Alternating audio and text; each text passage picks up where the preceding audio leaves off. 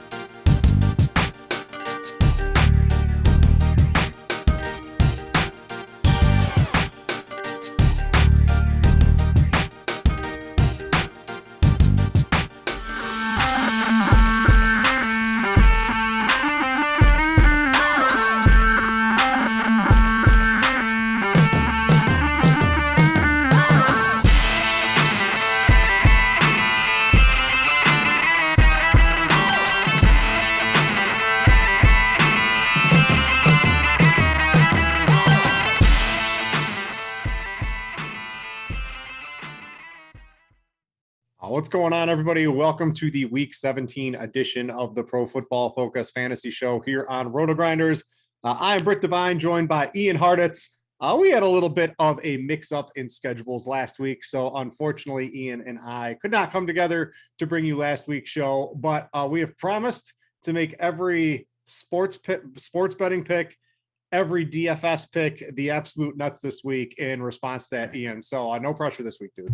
It's been 2 straight weeks just purely looking at week 17. We skipped week 16 just to focus on week 17. But yes, hopefully everyone out there is, in their season-long championship, because we got week 17 now. And then, Britt, we got our true Christmas week 18 DFS coming up, but we'll focus on the now for now. Where are all those commercials? Everything in DFS now is sportsbook commercials, but did you lose your season-long fantasy league? Come try out DFS on DraftKings.com, right? Where are those this year? It's like, after the new year, like all the new people start going to the gym and it's just flooded with all these fish. That's how it is in week 18 in the DraftKings lobby as well. So yeah, hopefully we can find some of those. But anyway, let's jump into this. We have 14 games this week, so it's a little bit more spread out than our typical 11, 10. I think we even had 9-game week in one of these COVID weeks not too long ago. So there's a lot to talk about. Let's jump right into your article. Again, if you guys are new to this, or if you've been watching/listening all year and you want more in-depth look at what Ian is about to talk about, it is his mismatch manifesto over on Pro Football Focus. You can view it for the low price of free $99. So it doesn't cost you anything over there. Maybe we pick up a couple new viewers or listeners. Ian, let the people know what it is we're about to talk about.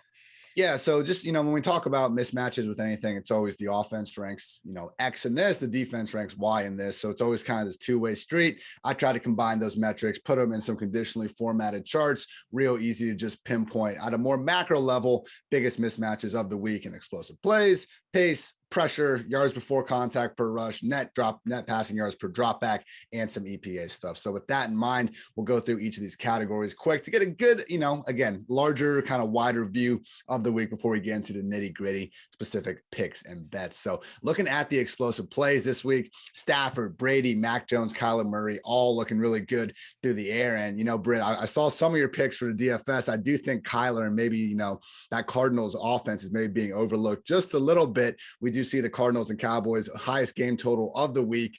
And dude, we have 3 games with a game total that starts with a 3. So the fact that we only have 2 with a 5 might not be a bad idea to focus on those. Some passing offenses not set up quite so well. Jaguars, Falcons, Giants, Bears, and the Washington football team. So what a horrible bunch of bad teams you just ran through. But I'd say when I was looking through them, I was like, Russell Gage, kind of, but we're playing the Bills, the Giants, Kenny Galladay, because there's nobody else on the squad. No. Maybe Darnell Mooney on the Bears. So usually I feel like on these bad ones, there's even maybe one guy we can still get behind, but I don't know, man. I think if you just want to fade those 5 offenses this week, probably won't be a bad thing.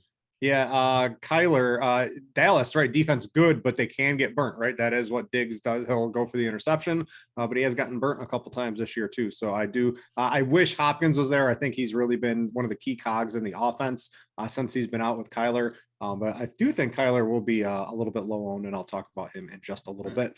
Let's go down in your article just a little bit more. Again, if you want to get more in depth, go check it out over on Pro Football Focus. Let's take a look at pace. This is very important in DFS land. The more snaps you get in the game, generally, the more fantasy points that team can accumulate. And if you're Seattle, you just basically run like 4 plays a game and try to get out of there as fast as possible. So what games might see a couple more plays made, and what games should we be trying to possibly stay away from?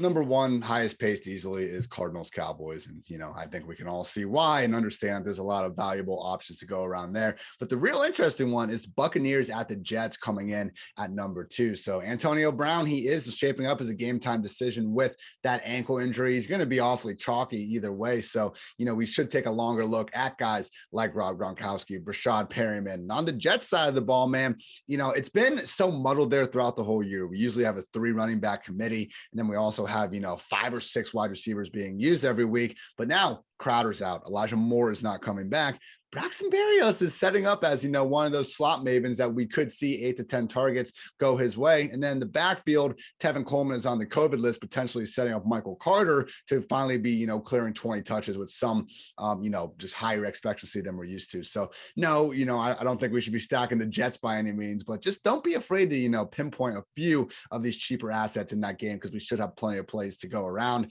Some of the slower paced games though, Raiders, Colts, and the Texans and 49ers. I'll tell you what, Britt, I am not going back to the Rex Burkhead well this week. It was fun in week 16. We got that. Not so much against Nick Bosa and company. Real quick, because we have the Colts and the 49ers game. So we have Jonathan Taylor and we have Trey Lance, who will be very viable on DraftKings this week. Does the reduced pace of either of those games worry you at all about either of those players?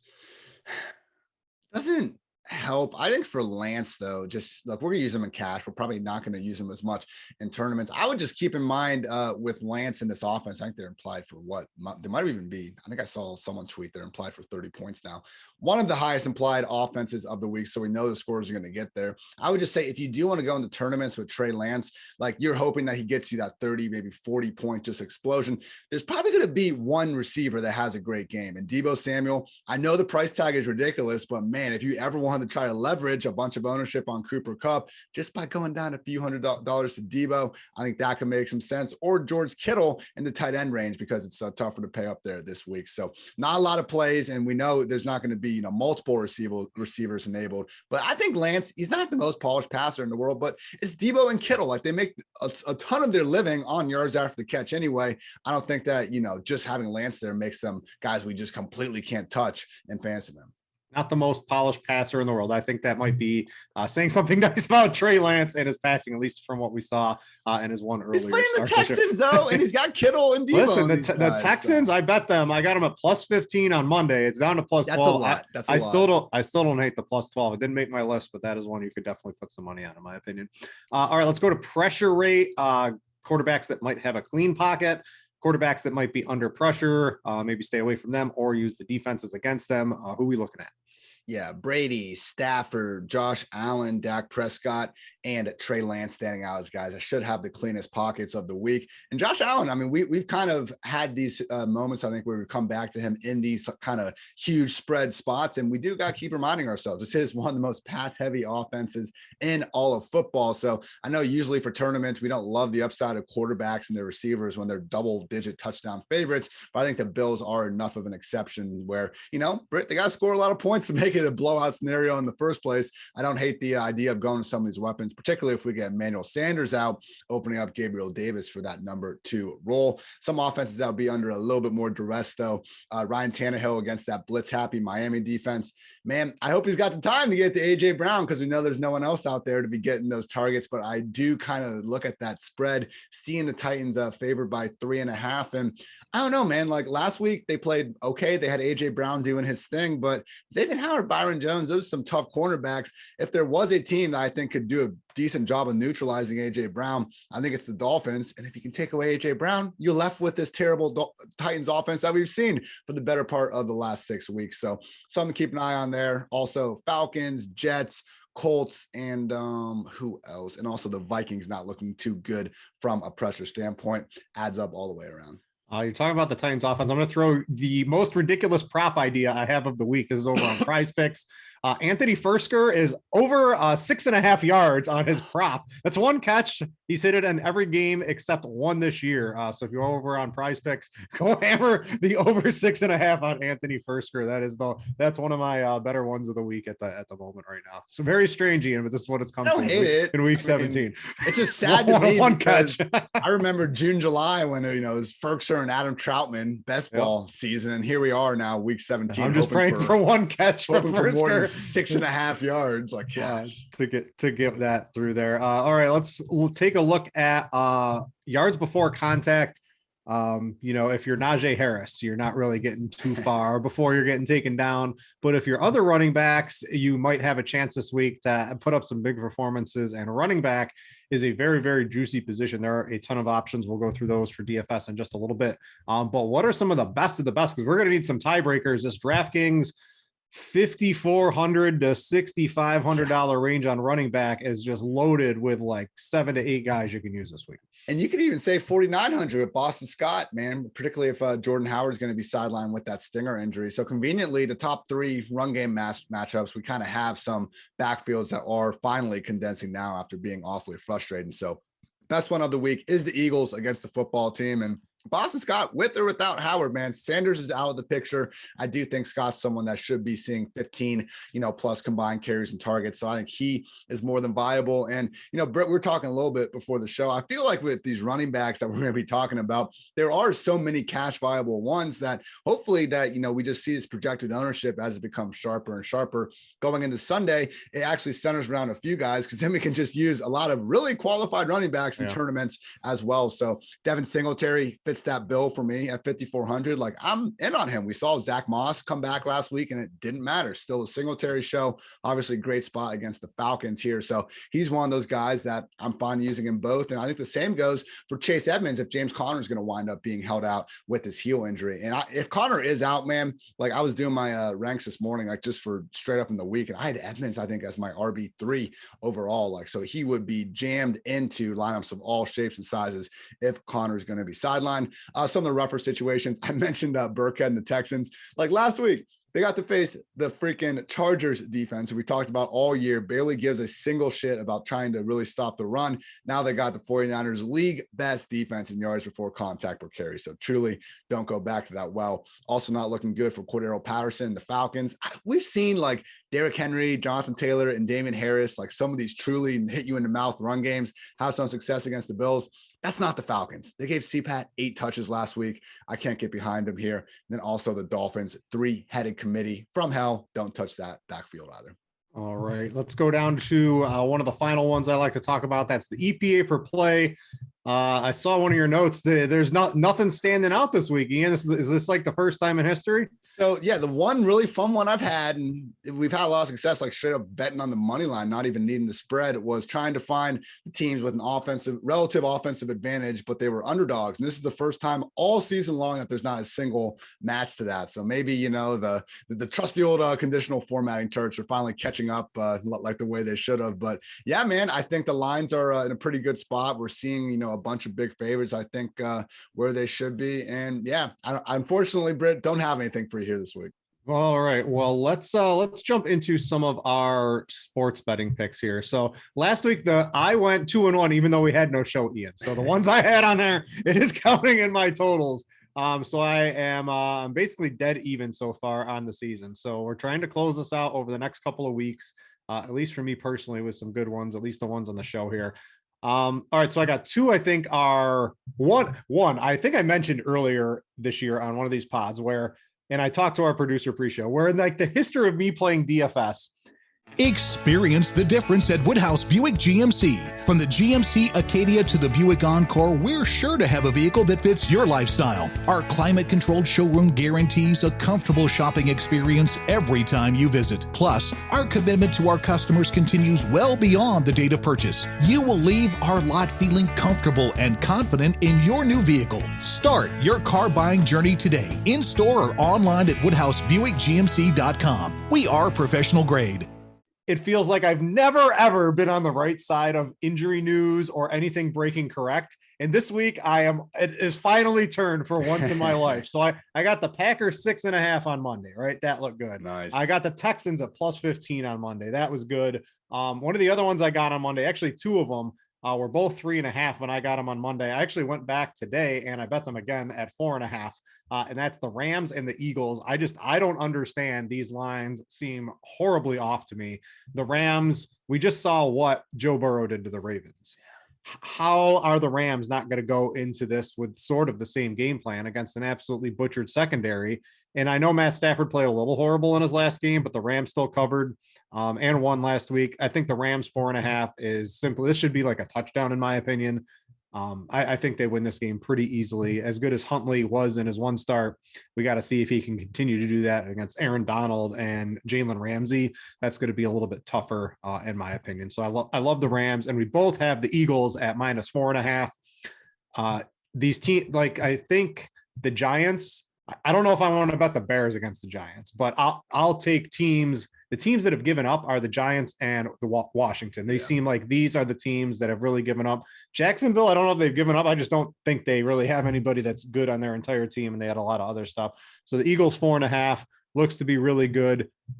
Maybe I'm a little worried that they just run like 70, maybe not 70, but 50 times in this game. And the more you run, the harder it is to really smash a total. But this isn't even big. This should be a touchdown in my opinion as well. So I like those two. Those are my two favorites for sure. You had Philadelphia as well. I'll let you talk your other two, which I also agree with before I hit on my final one. Yeah, I mean, looking at the Steelers, like I saw them last week. I've seen them most of the year. It certainly hasn't been pretty, but I think the same thing goes for this Cleveland Browns team and particularly the offense. So just looking at this, Big Ben's last game at Heinz Field, he's already coming out and like, yeah, no crap, man. Like watch the freaking film this year. But what has Baker done to deserve to be a 3.5-point road favorite against the Steelers defense that he really hasn't been all that good against during his career? 6 regular season games. He's never surpassed 225 passing yards. I know the Steelers have been had on the ground, but I feel like that's been more so in matchups against, your Vikings of the world where, yeah, you have Justin Jefferson, Kirk Cousins, guys you need to really respect in the passing game as well. The Browns are just not those guys. So I don't disagree with the Browns necessarily being a favorite, but 3.5 points, far too big for my liking. I'll take Pittsburgh +3.5. Then also the Dolphins +3.5. Talked before about the Titans and some of that pressure. Ryan Tannehill has some Kirk Cousins in him where when you can knock him off his spot, force him to kind of move in the pocket, he really begins to go from one of the league's better quarterbacks to one of the worst. And I know he's athletic and everything, former wide receiver. We've all been over this. We've seen the, finger rolls after all the touchdowns, but he really just from a passing standpoint isn't good when he gets knocked off that spot. So I think Miami really is set up on defense to really take away what the Titans do best. We still haven't seen that running game, come back at all without Derrick Henry. And on defense, it's like, all right, I think they're good, but with Waddle and the things the Dolphins are able to do, I just think at a minimum, they can keep this one within 3. So Pittsburgh +3.5 and Dolphins +3.5. Getting some dogs, Britt. Let's go. Yeah, I like getting the hook on both of those. If they were +3, I don't know if I would do it, but you move off the 3. That's a big extra half a point there. I think the Dolphins honestly win that game straight up. I could even think their money line playable if you're looking to take an underdog this week. All right, before I get to my final pick, I want to tell you guys if you're playing on FanDuel, we have the DFS OGs FanDuel contest for NFL Week 17. You can compete with Beer Makers Fan, Head Chopper, Notorious, and others. You can sign up for that. Maybe our producer is posting a link in YouTube. Hopefully, if not, you can go search around on RotoGrinders or in the Discord and ask around, and somebody will be able to get you a link into that. All right, my final pick, simply because these are two. I don't care who's playing for Tampa Bay. these are two teams on complete opposite ends of the talent, coaching, everything spectrum. The Bucks are minus 13.5. I don't usually love these big numbers, but they have worked out for me the times I've played them in recent weeks. Mainly that was the Cowboys going against horrible teams like Washington and the Giants. Yeah. And the Jets also qualify for one of those as well, in my opinion. If you ask me, so I was trying to read the tea leaves of the Antonio Brown / Mike Evans. They're both game time decisions. I think at least one of them, if not both of them, might end up suiting up to play, which will really bolster that offense, at least in the first half, until they go into grind down mode with Ronald Jones and who's the other running back there? Keyshawn Vaughn. Yeah, Vaughn scored my Ronald Jones points last week on the big touchdown.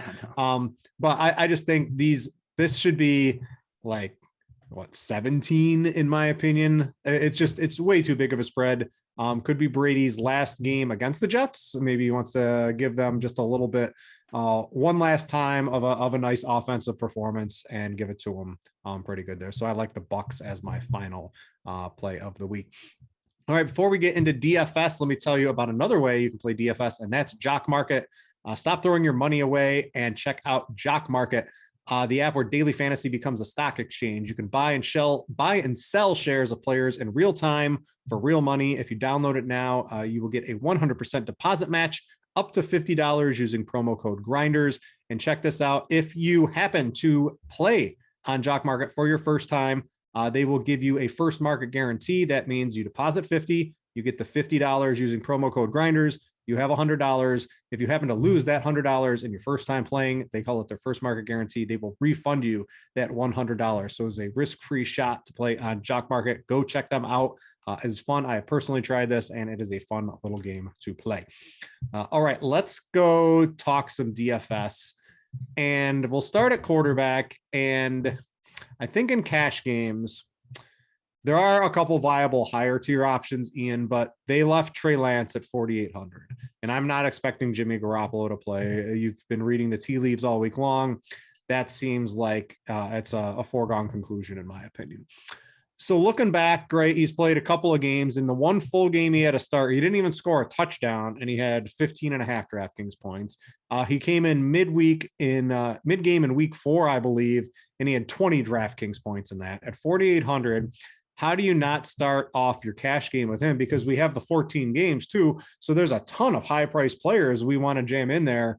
He's certainly the guy I think we want to use on DraftKings. FanDuel, you don't need him, right? On FanDuel, you can play like Dak. Dak's a little bit too cheap. You could play Trey Lance if you want to, but I think I'd rather play Dak, especially since Dak showed, hey, I'm back. He was running. Zeke's running again. That offense is a powerhouse.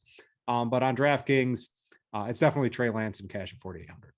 Yeah, I saw artist formerly known as RotoWorld sent us some cool tweets saying that, like, with the next gen stats, Dak hit his fastest speed since before the calf injury, and Zeke also had his fastest one in quite a few weeks. But Zeke was still pretty slow, all things considered. As we weren't all that surprised to see. But yeah, it has to be Trey Lance here again. Just too much lineup flexibility to be fading. And yeah, the 15.5 in the start where he didn't score, like. He had this one play where he was literally about 2 inches away from getting in to the end zone because he's a bull, man. And we saw Shanahan willing to use him like the high upside RG3 rusher that we always dreamed he could be in this offense from the beginning of the year. So long, twisty road to get to Trey Lance in week 17 against the Texans. But here we are. Got to go with them. If for some reason it comes out and Jimmy G is playing inexplicably, I think I would go up to Jalen Hurts at 6.6K, just giving me that rushing. We don't really need to stack him with anyone. I still think 6.6 is too cheap for someone like Jalen Hurts. Yeah, I'd be playing Hurts or Dak if Jimmy G starts. Those are definitely the two other guys. All right, so tournaments. Now we've got, with all these games, the ownership's going to be a little bit lower than we've been used to in recent weeks. But there were a couple standing out to me. One is definitely Matt Stafford, sub 5% against the Ravens. Gives you a little bit of leverage too, because Sony Michel, we'll talk. I'll save some of the Sony Michel talk for running back, because I don't know if I have a popular take, but I think he's a little bit more of a trap play compared to some of the other ones this week, because I just think you just figure the Bengals just showed you how to decimate the Ravens. You just throw the ball over and over again because they have nobody in the secondary. You'd think somebody, the next coach, would be able to figure something like this out and let Matt Stafford air it out all game long. So I like Stafford. You obviously have Kupp, but Odell and Van Jefferson, you can take shots on them in tournaments as well. That looks pretty good. And the other one is just simply because of recency bias. Kyler, he's being underappreciated. If there was a game where they're just like, Kyler, go out, there's no running restrictions, and they call, like, if pretend they were in the Super Bowl, this is going to be like a game where they call plays like it's a must-win game. They have nothing left to lose. This is it for the Cardinals. This is it. I expect a heavy dose of Kyler RPOs and scrambles and all that with absolutely no restrictions on him in this game. So he's looking pretty juicy at reasonably low. I think not even just sub 5, but maybe even sub 3% ownership because there are so many games. Those are probably the two I like. Yeah, I think the Kyler call is fine. I'm definitely with you on Stafford because, I mean, Kupp is so consistent at this point, just like literally second most fantasy points per game in the last 50 years behind only 1987 Jerry Rice is what Kupp has been doing this year. So you can go Stafford. I'm fine eating the Kupp chalk. And then from there, we have OBJ and Van Jefferson priced affordably, but still not picking up ownership themselves. So I'm more than fine with that. And I think with Huntley under center, man, we've seen he can still enable Mark Andrews. So I think bring him back that stack with Mark Andrews. Maybe if Marquise Brown's out, we can get Rashad Bateman feeling a little bit better about that. So the fact that this Ravens passing game has looked competent enough without Lamar Jackson helps us, continue to game stack that entire situation. I also wouldn't, completely ignore what the Chargers could potentially be doing here. I know the Broncos have a good defense, but I still really think that some of these great offenses, which the Chargers have been for certain stretches of this year, they can take down any defense when things are really clicking right. So Herbert, Keenan Allen coming off a dud, I think that's an easy enough stack. And from there, guys like Mike Williams or even Josh Palmer, like I think we're going to see a 3 wide receiver rotation-ish on the outside between Williams, Guyton, and Palmer. But man, Guyton and Williams are the guys coming back off the COVID list, maybe going down to Palmer, who at this point, we're just kind of hoping for a long touchdown anyway. I'm not sure he'll have that many fewer chances than easier. Might actually be a blessing in disguise that those other guys are back because we'll have that cheap play at 3,700. So Herbert and Stafford, I think they have the upside as pure passers. And again, a lot of their complementary receivers next to the target hog alpha, Keenan and Cooper Kupp, makes them really great tournament options. And the Broncos have a COVID problem too. Right before the show, basically every wide receiver, we get Kendall Hilton is back, but not as the Broncos quarterback, as their main wide receiver this week, right, because their whole entire offense seems to be decimated at this point in time. All right. Before we talk running backs, I want to tell you guys about RotoGrinders Premium. Real quick, if you have been listening to the show all year long and you hear us talk about ownership and all that sort of fun stuff, you want access to that, you can get that on RotoGrinders. And if you just play NFL, right, you can just get an NFL subscription. If you want our NBA stuff, which is some of the best out there, we have a combination package for all sports to give you access to everything. Pick the way that you like it. Check it out. RotoGrinders Premium, absolutely amazing.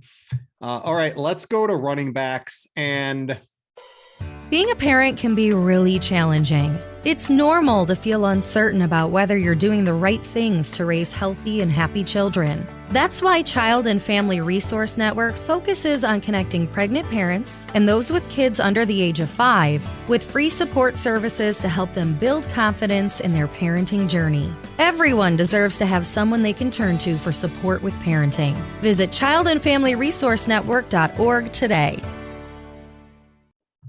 I was talking to you pre-show, and you were finding ways to play Jonathan Taylor and Cooper Kupp.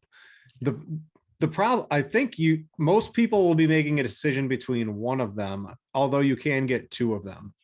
So instead of both, which I know is going to be your answer, if you had to pick one this week, which player is least likely to be the reason you lose, right? Like, who has the higher floor, higher ceiling combination this week? Because you have the money to get one of them. You can get both, but I think a lot of people are just going to be choosing one or the other.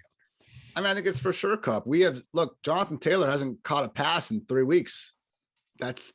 They were thrown to him earlier in the year, and they just really aren't. He only has 2 targets over that entire stretch. So yeah, it's awesome when we're getting 30 carries more weeks than not, or at least, that's on the table for us here. But in terms of a full PPR site like DraftKings, man, like I'm taking the guy that's given us some level of receiving floor. I mean, again, if this was earlier in the year where we had both things going on, maybe that'd be a different story. But Carson Wentz, just who knows what kind of condition he's going to be like trying to play this week. I'm not afraid of the Raiders defense at all, but when you can focus this much effort on the run game, I think they can play better. And look no further than last week when the Raiders were facing the Broncos and they had to rely on Drew Lock under center. The Raiders, bad run defense, were able to shut down Melvin Gordon and Javonte Williams, just completely take them out of the game. So Jonathan Taylor is great, but man, I think Cooper Kupp, the floor we've seen, the matchup against the Ravens that we just talked about, man, I just think there's far too much more going in Kupp's direction, but you can get down and get them both, Britt, which maybe is the answer.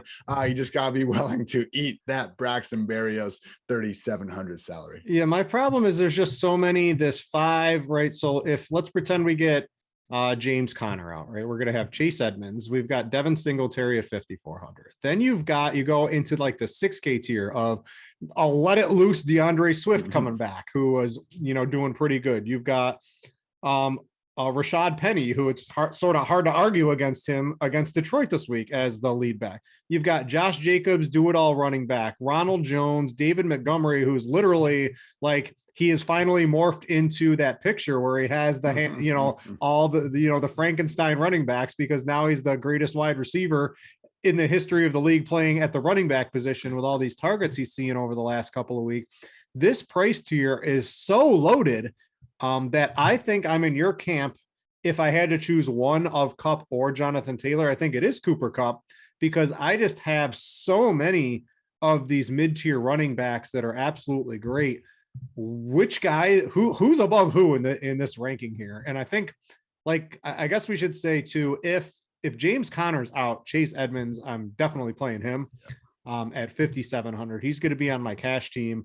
If he's not, Swift, we've got Damian Williams, you've got Singletary, Darrell Williams. Yeah, Darrell Williams, Singletary, Penny, Montgomery, Jacobs. Which one's the cream of the crop for you in that tier?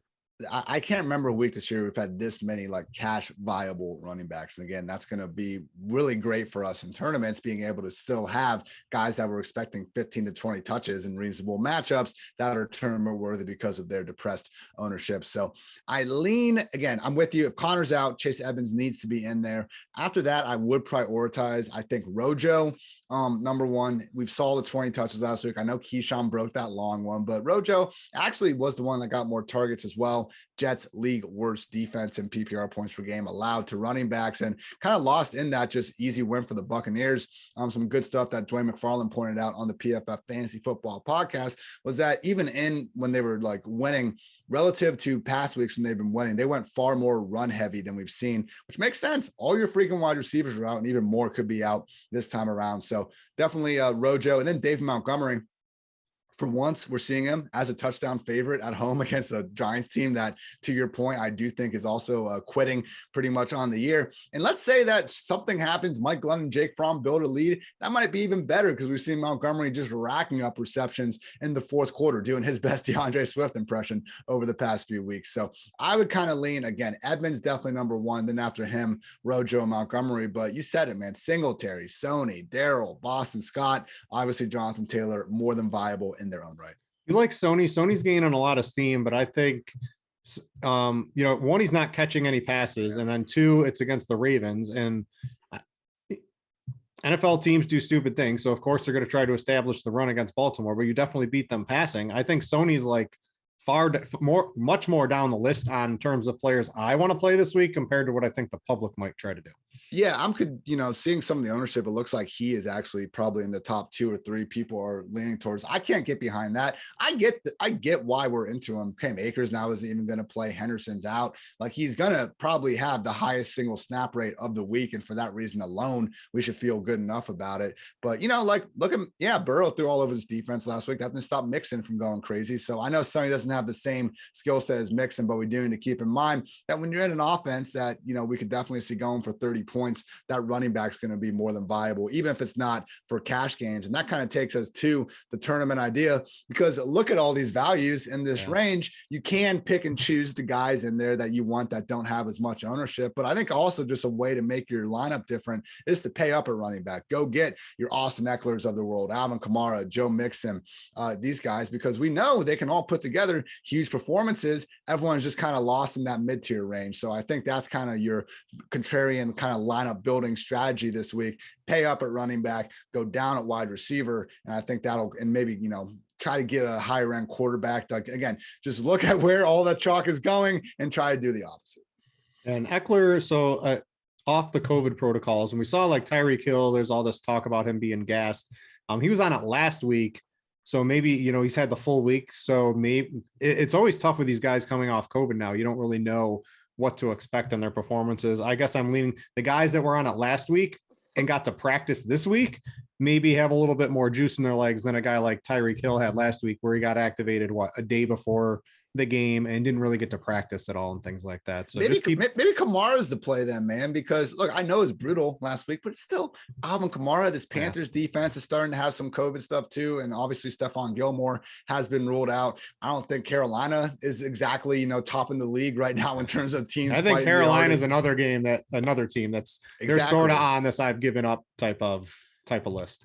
So all right, let's talk wide receivers. Well, actually, in fact, before I talk about wide receivers, I want to thank all of you watching this live on YouTube. If you are and you like the show, please give us a like. We would appreciate it. It helps us get out there and get our reach out to more people. And if you do like all the information here on RotoGrinders, you can subscribe to the station. And if you do happen to be watching this live and you want it delivered into your phone or whatever, however you live to podcast, who listens to podcasts not on their phone? Can you actually do that on a computer? I don't know if I've ever done that, but you can go and subscribe to the RotoGrinders Daily Fantasy Football pod feed to get all of the shows here. And then also go subscribe to the Pro Football Focus podcast and listen to Ian all week too, because that is a great podcast. 2.5 hours.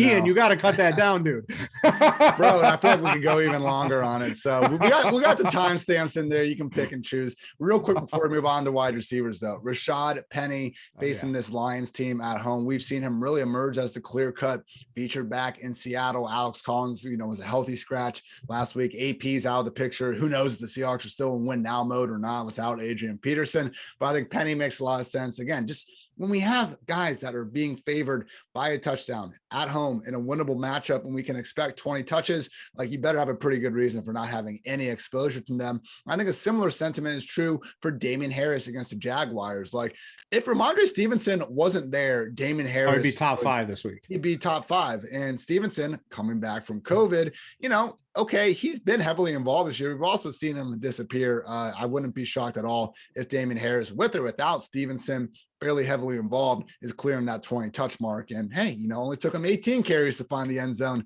3 times last week in a significantly tougher matchup. All right, wide receiver. I don't know what DraftKings is doing. FanDuel priced up Antonio Brown. DraftKings is like, everybody used them last week, had a monster game. Let's just make them 6,100. So you got to watch the injury reports. I think Antonio Brown's probably going to suit up, and especially if Mike Evans does not, we're going to be going all in on Antonio Brown and cash again. I don't care. As long as he suits up, that's going to be an all-in play for cash on that one. If both of those, let's pretend they're both out somehow and we need a couple other wide receivers. My pivot is Amon-Ra St. Brown. I took the week off from him last week because I wanted to see how it played out, right? They didn't have Jared Goff, and Jamal Williams was back to maybe eat up some running back receptions. It didn't matter. And now he's like the only wide receiver left standing for Detroit right now. So he's got 4 weeks in a row of 11 plus targets. He's just 6K. I think the Blitz had him as either the 3rd or 4th highest overall fantasy point projected player of the week. So that is just insane, the amount of volume he's getting. Even with Swift back, I'm not really too concerned after I saw it with Jamal Williams back about his overall target share. So I like him at 6K. I guess the one guy who, if you like these mid-tier wide receivers, of course we've got Kupp. I don't even know if we really need to say anything. If Cooper Kupp is available to you, you try to play Cooper Kupp if possible. But Brandon Cooks is like this wild card, right? Because he's one of these COVID players from last week. Now, he was out last week with it. We've seen before that he was getting 10 and 11 targets with Mills, who's arguably the second best rookie quarterback this year. Could be. He's been playing pretty well, and he's been getting better in recent weeks. What do you do with a guy like Cooks here, who should have a reasonable amount of target share? Looks pretty juicy if you can believe in him this week. I don't believe in him though, man. Too much going on with the COVID coming back and just end of the season for a veteran on a terrible team. It just wouldn't surprise me at all if he goes out there for only 50% of the snaps. And, he's had the better target totals with Davis Mills. You can't argue. Like, here's the thing. I did find, I took all the rookie quarterbacks and I did took their ranks in PFF passing grade, yards per attempt, QB rating, 4 or 5 things, averaged them out. And Davis Mills was in second, but the big story was, Mac Jones in first, but he's still ranked 21st. Just because Davis Mills is the second best rookie quarterback, realize that bar is still means you're a terrible quarterback. So, good for you, Davis Mills. I wouldn't have expected him to outperform Lawrence and Wilson and Fields, but even then we're still talking about probably 4 of the league's bottom 10 quarterbacks regardless. So I think everything you said is right. Ideally it'd be Kupp, Amon-Ra St. Brown, and Antonio Brown, I think, but probably going to have to go down, get off of one of these guys. I almost lean towards with this ankle injury, AB versus Amon-Ra St. Brown, man. I almost wonder if with that injury in mind, particularly if Evans comes back and plays too, if St. Brown just has the higher floor at this point, because, Khalif Raymond and Josh Reynolds also on the COVID list. There is nobody else to throw the ball to. I guess we do have DeAndre Swift maybe threatening to take away some of those similar underneath targets, but definitely, liking what we've seen from St. Brown. But yeah, man, if you want to get down, we need to save salary at a couple spots more than just QB. So I think Braxton Berrios, 3,700 is the last cheapest kind of viable guy you can go for. Yeah, he saved the day with the kick return touchdown last week. But this is someone that we've seen get featured in the 2 weeks before that, despite not even playing the full allotment of snaps. Jamison Crowder's out. Elijah Moore is not coming back. Braxton Berrios, man, if you want Taylor and Kupp, you can't be loving every single lineup piece. Braxton Berrios, you could do a little bit worse. All right, a couple news things have come in. Let's see. Jimmy Garoppolo not at practice, so Trey Lance is going to get the start this week, I would imagine. Jared Cook just got added to the COVID list. Are we going to dare? Are we looking for another cheap tight end there? It's going to be Steven Anderson and Trey McKitty and maybe even someone else splitting things. Even without Donald Parham, they still rotated 3 tight ends. The answer is no, and maybe a small boost to the wide receivers. All right, so that's basically the news. Tournaments, wide receivers. My guy's definitely Amon-Ra St. Brown if his ownership doesn't start creeping up towards the end of the week at that 6K, especially if Antonio Brown plays. He's basically direct leverage off of that, at least in terms of ownership. A couple guys with personal matchups.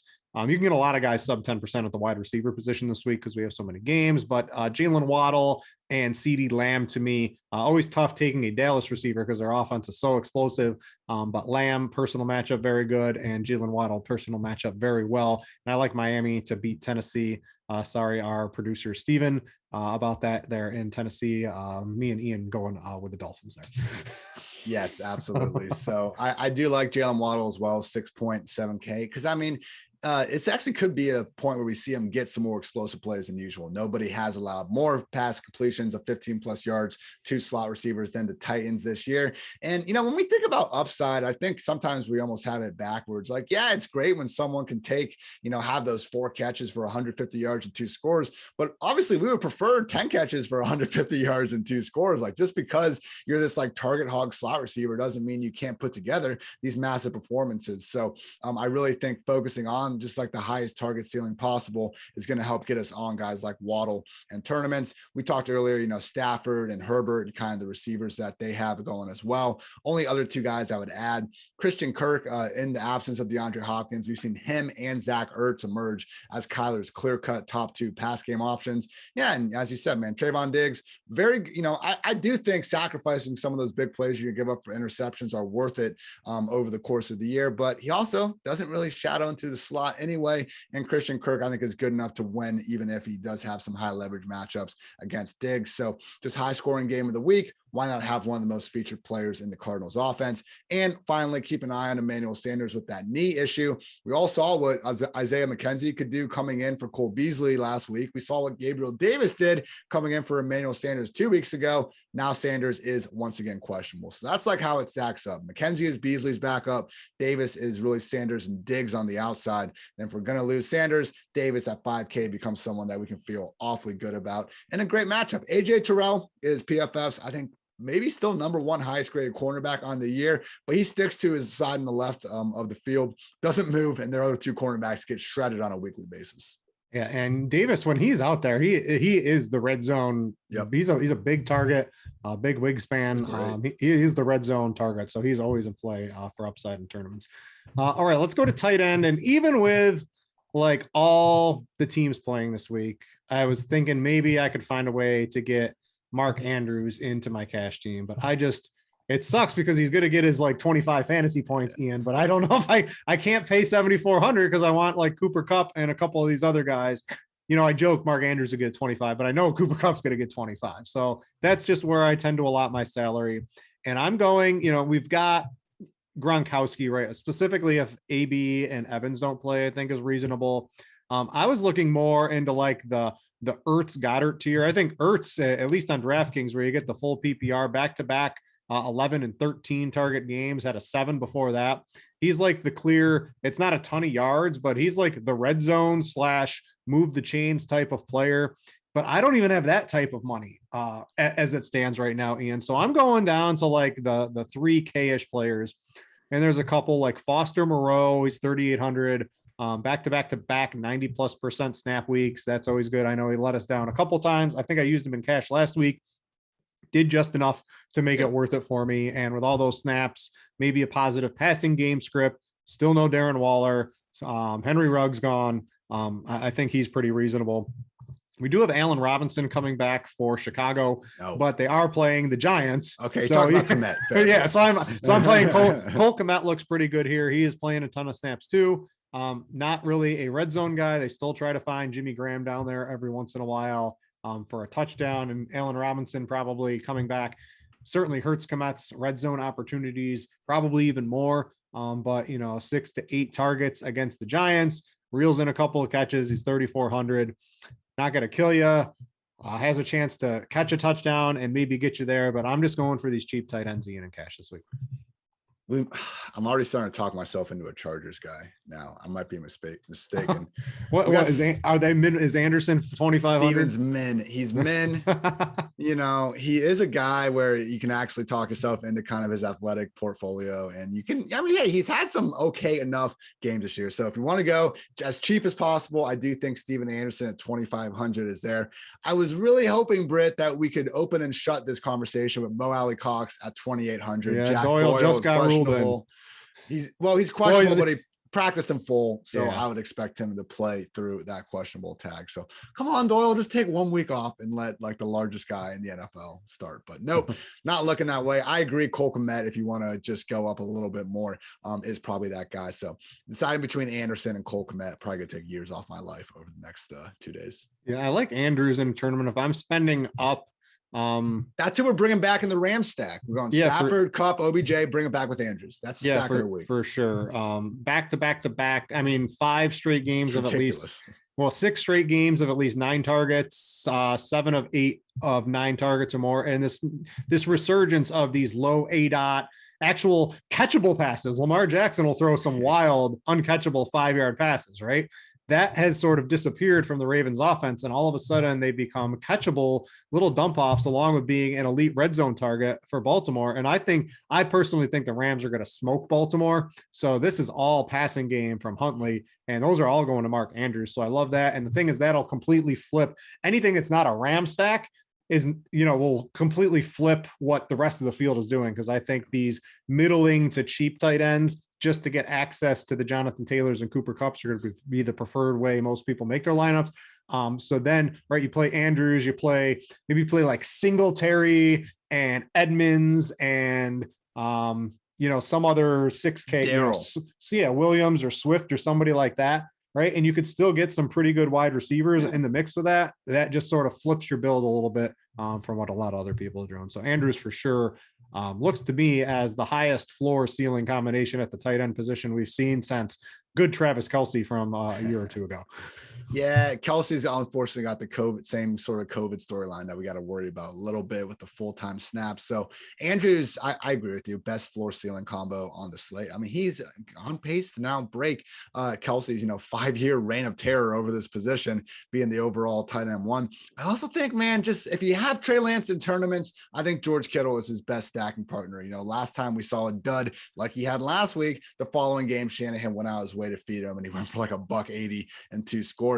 Like, it just would not surprise me at all if we're watching Red Zone in the first quarter of this game, we see Kittle just breaking 5 tackles on a single play, and we're like, my God, George Kittle's playing the Houston Texans, and we didn't lock this dude in to more lineups. So I just think whenever there's a chance, like, Kittle needs to kind of be like the tight ends version of Derrick Henry here, where when we see weeks where he is just completely being left alone, we got to think really long and hard before we completely fade him. So when Andrews is only $300 more and he's also not carrying much ownership, it is tough for me to, rationalize going Kittle over Andrews. But again, Britt, like, I understand Trey Lance does not look good as a passer. You can say he looks horrific. That's fine. But it's not like the 49ers are going to throw for like 40 yards. And the way Kittle is designed this offense, particularly with Debo being used more and more as a running back, I think Kittle, who didn't get a chance to play in Trey Lance's first start, will be the guy on these easy underneath completions that all of a sudden we see the best yak tight end in football getting crazy on him. So if we do want to go Lance in tournaments,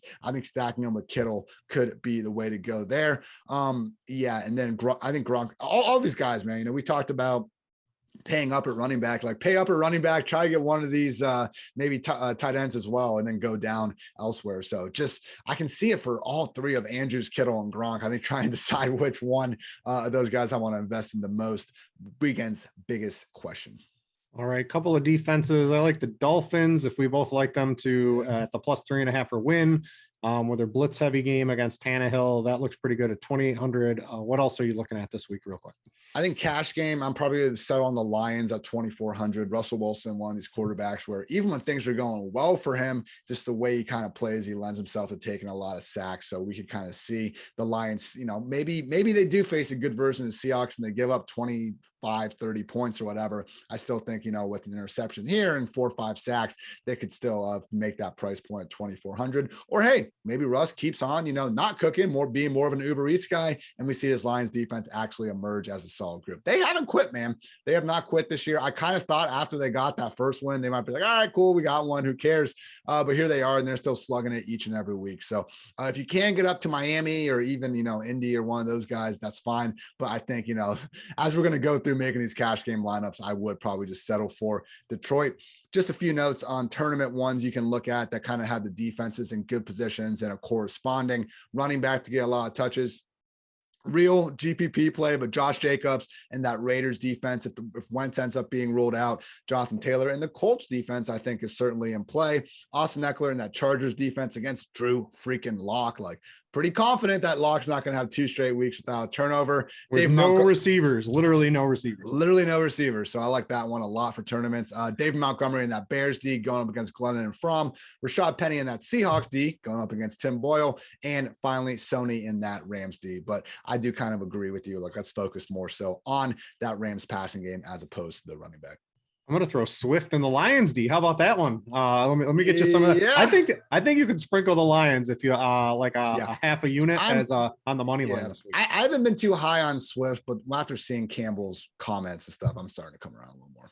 All right, that's going to do it for the Week 17 edition. Get ready for the Week 18 edition next week, where we will be playing a lot of players. It'll be more looking like the NBA, where you're just playing guys you've never heard of every single night. Hopefully, we'll have some of those, some hidden gems for you.